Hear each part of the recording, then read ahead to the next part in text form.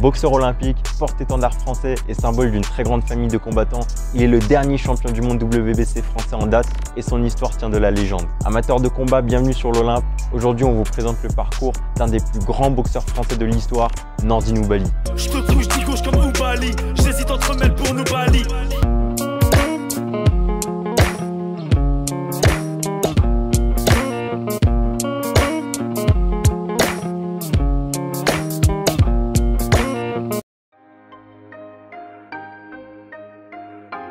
Né le 4 août 1986 à Lens, Nordine est le 13e enfant parmi ses 18 frères et sœurs, issus des mêmes parents marocains, dont le père est mineur de fond. Parmi ses frères, plusieurs combattants de pied-point que Nordine observe et dont il s'inspire dès son enfance. Lui aussi il veut pratiquer la discipline, mais son trop jeune âge l'en empêche. Il a 8 ans et ses frères Ali et Moussa le poussent à faire de la boxe anglaise éducative. Nordine y apprend alors la technique du noble art à la touche. Le père de la famille perd malheureusement la vie lorsque Nordine a 14 ans, mais au lieu de détruire le jeune homme, cela le rend plus fort. Il comprend alors qu'il ne pourra compter que sur lui-même au cours de sa vie et qu'il devra se donner ses propres moyens de réussir, aussi bien à l'école qu'à la salle. Grâce aux exemples de son frère Ali en équipe de France de boxe et son frère Moussa en même temps dans les études d'ingénierie, Nordine peut s'appuyer sur deux modèles pour se fixer des objectifs. Il commence réellement à se faire connaître en 2007, lorsqu'il remporte la médaille de bronze au championnat du monde amateur. Le médaillé d'or se nomme Rauchi Warren. Retenez bien ce nom. Après ce parcours au niveau mondial, Nordine est sélectionné pour représenter la France aux Jeux Olympiques de Pékin l'année suivante. En huitième de finale, il fait un combat très serré contre Zhu Shiming, l'enfant du pays. Le boxeur chinois est d'ores et déjà une star. Il fait les publicités et les spectateurs se déplacent pour lui. Lorsque les juges à majorité asiatique adjugent la victoire à Zhu Shiming, Nordine ne peut pas penser à autre chose que de la corruption. Mais il est encore jeune.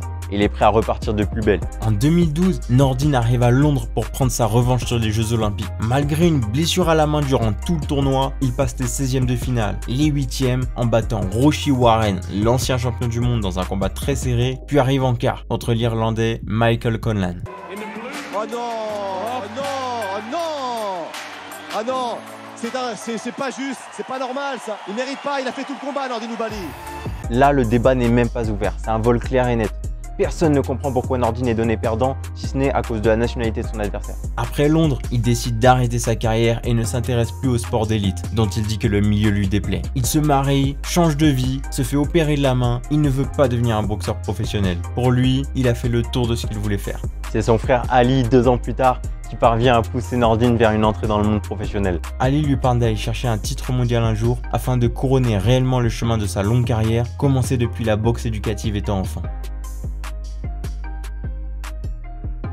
En 2014, Nordine accepte de passer pro pour la mémoire de son père et pour saisir la chance d'avoir le parcours que son frère n'a jamais pu atteindre. En 5 combats, Nino One est champion de France. Son frère et lui ont faim et ils sont pressés. Ils nourrissent des rêves de record. On sera champion du monde en 15 combats. En 2019, le franco-marocain est un boxeur invaincu.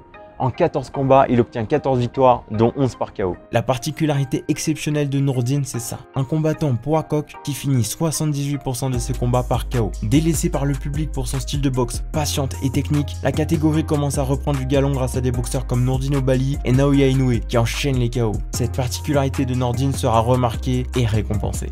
Janvier 2019, MGM Grand Garden, Las Vegas. Nordine entre dans le ring pour effectuer son 15e combat pro. Face à lui, Rauchi Warren.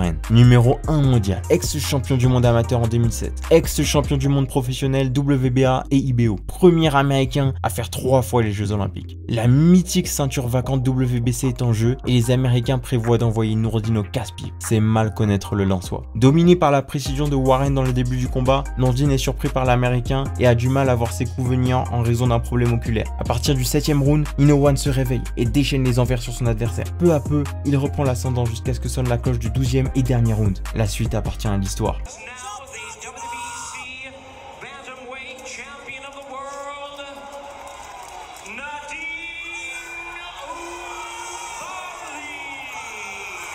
En juillet, il défend son titre par une victoire au 6e round contre Arthur Villanueva. Et en novembre, il est programmé pour affronter Takuma Inoue, le frère de Naoya Inoue, dans une deuxième défense de titre dans la même soirée que le combat d'unification des titres IBF et WA de la catégorie entre le Philippin Nonito Donaire et le Japonais Naoya Inoue. Le combat se déroule au Japon et le public tente de déstabiliser le Français. Les organisateurs s'y mettent aussi. Nordine, alors champion, entre en premier sur le ring et Inoue, challenger, entre en deuxième. Manque de respect aux traditions du noblard et à l'image du champion qui entre habituellement le dernier sur le ring. Nordine ne vacille pas et reste concentré. En 17 combats professionnels, Nordine enchaîne sa 17e victoire et défend pour la deuxième fois sa ceinture mondiale WBC. Son objectif est alors d'affronter le japonais invaincu Naoya Inoue pour unifier les ceintures WBC, WBA, IBF, The Ring, mais un obstacle va se mettre sur sa route.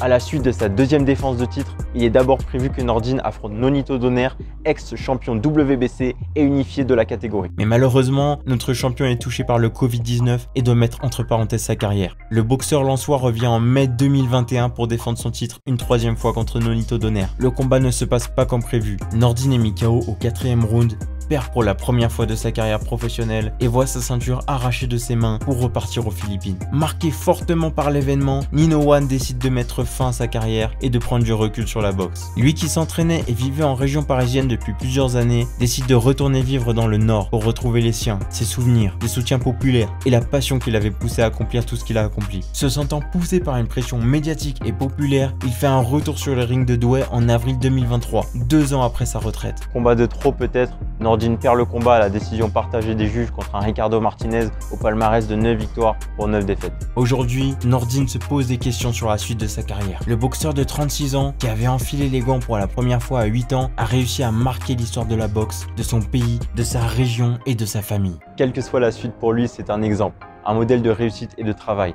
Un boxeur français qui sera à jamais inscrit dans les annales de l'histoire. Dernier champion du monde en date, qui plus est dans la fédération la plus prestigieuse et coach de son petit frère Messaoud, Nordine Oubaly est l'athlète qui nous rappellera toujours que la victoire aime les forts.